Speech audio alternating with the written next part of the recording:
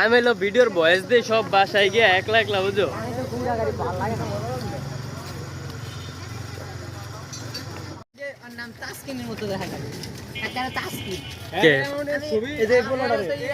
বাংলাদেশি খেলোয়াড় তাসকিন। তো আমরা এখন কই আছি ভাই? এইটাই তো Patti bridge. What a big river, Jayanti নদী। আপনি এখন কোথায় আছেন? আমি এখন পট্টি ব্রিজ আছে আমাদের এলাকায়। That's a big long river. That's our জয়ন্তী নদী। এটা আমাদের শরীয়তপুরের অহংকার, গর্ব, জয়ন্তী রিভার।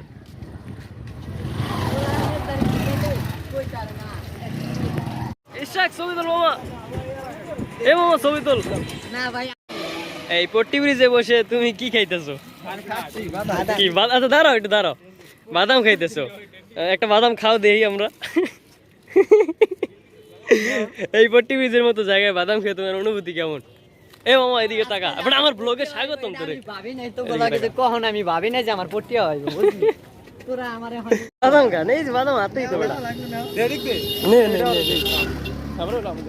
এরকম একটা জায়গায় দাঁড়িয়ে তোমার অনুভূতি কেমন? এবার ক্যামেরা দেখলে ছড়িয়ে যায় ভাই, আমি বলতে সামনে আমার কথা কইতে ভালো লাগে না।